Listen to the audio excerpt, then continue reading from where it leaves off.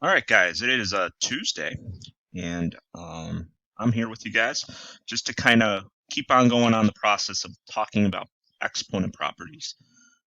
Just planning to go over a couple questions from yesterday that you guys had on the Ed puzzle that some of you guys had struggled with, and just kind of go through them with you guys. So in this case, we got 5. There's a 1 there, so I mean, I guess I could do 5 times 1. And then I have a v.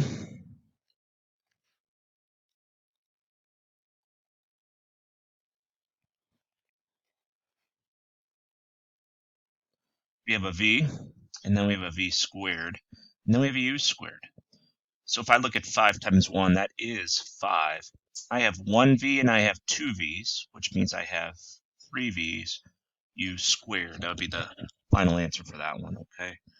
Looking here, we're trying to find out what x and y are, and we talked about how the property that this exponent gets distributed to each of these values. So really what's happening is I have 6 times 11, 6 times 11, 6 times 11 3 times. Well, how many 6's do I have? No, I got 3 6's, and how many 11's do I have? 3. So in that one, you should say x is 3 and y is 3. And in this case, we're taking a 2 through the parentheses. So that means we have 2 of these quantities. We have an m cubed p, and we have another m cubed p. So in this case, how many m's do I have? I have 6. How many p's do I have? I have 2. So x would have been 6, and p would have been 2, or y would have been 2. A couple more, and then we'll jump into what we're going to do today. These were the last 2 problems on the Ed puzzle. So I have 3 of each of these. So I have 2a6 b4, 2a6 b4. So I have 2 times 2 times 2, which is 8. I have 6, 12, 18 a's. I have 4, 8, 12 b's. So it's 8a to the 18th, b to the 12th. And this is the last one. Then we'll jump into today's lesson. So we got 2. So I got 4x to the 5th, y to the 6th. I got 1, 2, 4. So 4 times 4 is 16. I have 2x to the 5th. So I have 5, 10 x's. And then I have 2y to the 6th, which means I get y to the 12th. Okay. You guys are more welcome to use that to help correct the issues that you guys had on yesterday's Ed puzzle. What we want to do right now is just jump into the quotient of powers property. All right, so this is looking at the idea that if I have a quantity like x to the 7th over x to the 4th, I want to be able to simplify that. So if I were to look at this, I have 1, 2, 3, 4, 5, 6, 7 x's on the top, and then I have 1, 2, 3, 4 x's on the bottom.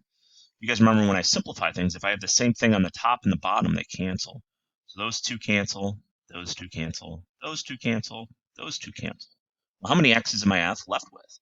Looks like I have 3 of them. So it turns out to be x to the 3rd power. So there is a quicker way for us to do this.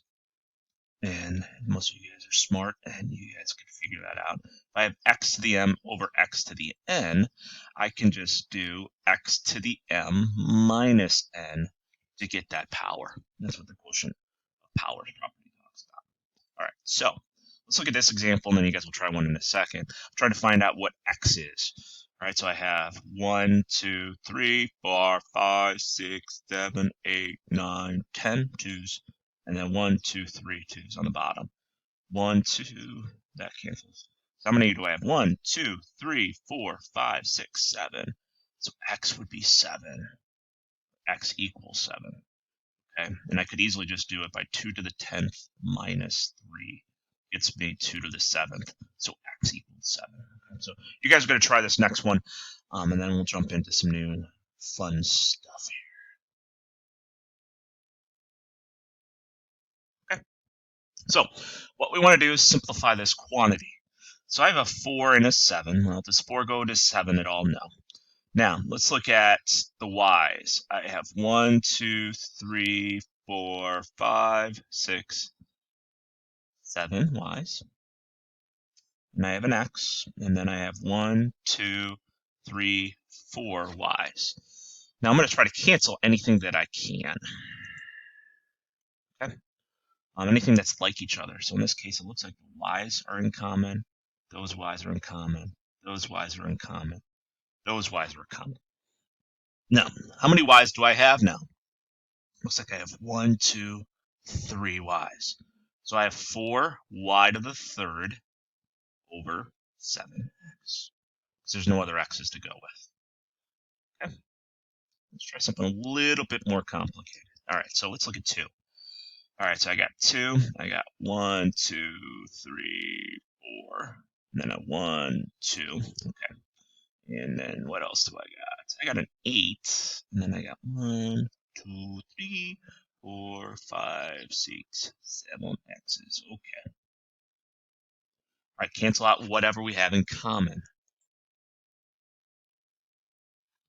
What do we have in common? It looks like we have x's, x's, x's are in common.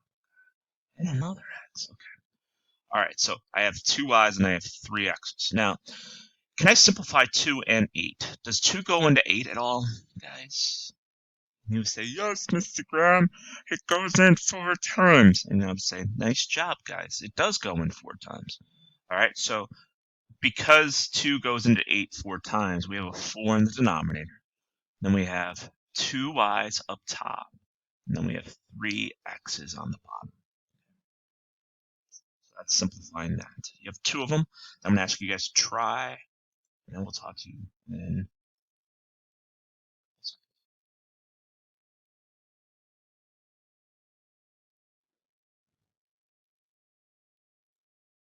Okay. So let's say we're taking a power of a quotient.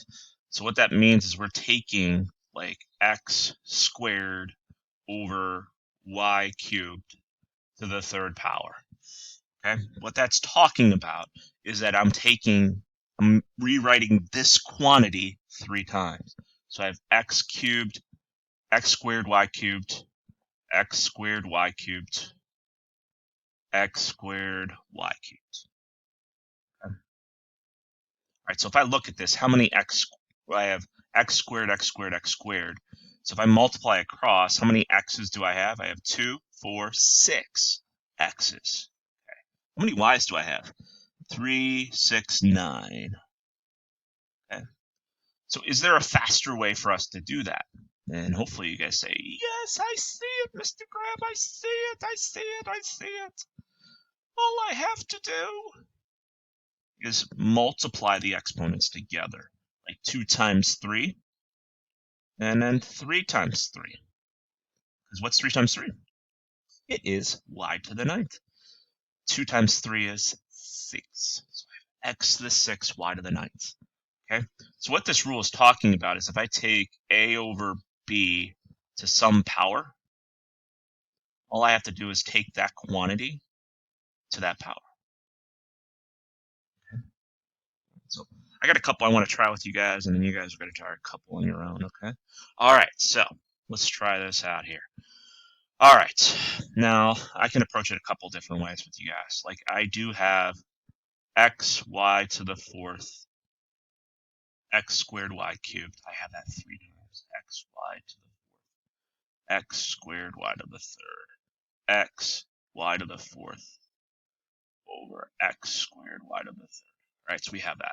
Now, if I multiply across, I have 1, 2, 3 x's. X, x, x.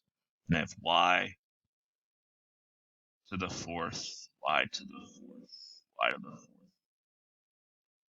And then I have x squared, x squared, x squared, y cubed, y cubed, y cubed. All right. Now, if I wanted to clean this up, what would that be? That's x cubed, y to the 12th, over x to the 6th, y to the 9th.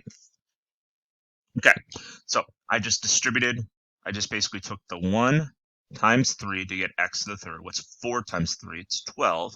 2 times 3 is 6. 3 times 3 gets me 9. Now I got to clean this up, okay? Now you guys can simplify this. I kind of look things a little bit easier, maybe. I just look at the x's, okay, and say, hey, what's bigger, 3 or 6? And you would say 6 is bigger, Mr. Graham. All right, how much bigger is 6 than 3? And you'd say 3 times bigger, or 3 bigger.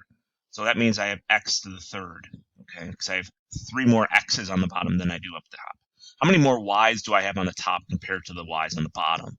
You guys say, hey, that's 3. And you would say, yes, that's right. So it's y cubed over x cubed would be your simplified value. Okay, now I got one more for you. Same basic idea, guys.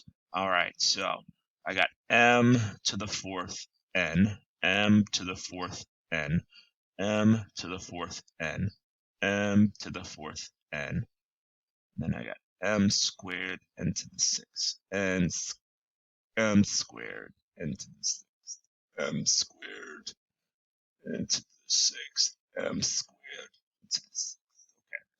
All right, so how many m's do I have up top? I got 4, I got 8, I got 12, I got 16 m's up top. 4 times 4 is 16. There is a 1 there. How many n's do I have? 1, 2, 3, 4. I have 4 m's on the top. All right, now let's look at the m's. All right, 2, 4, 6, 8. So I have 8 m's. 4 times 2 is 8. Okay, let's look at this n's. I have 6, 12, 18, 24. Into the 24. Okay. Ooh, something happened there. That's a 24. Okay. So 4 times 4 gets me 16. 4 times 1 gets me 4. 4 times 2 gets me 8. 4 times 6 gets me that 24. All right, now let's try to clean this up. How many more m's do I have? And where are the most? More m's are up top. How many more do I have? I have 8 of them. I have 4 n's. I got 24 m's. N's. So that there's 20 more n's on the bottom. So n to the 20th. Okay. All right, guys. I'm going to have you guys try these next couple, and we will talk to you later.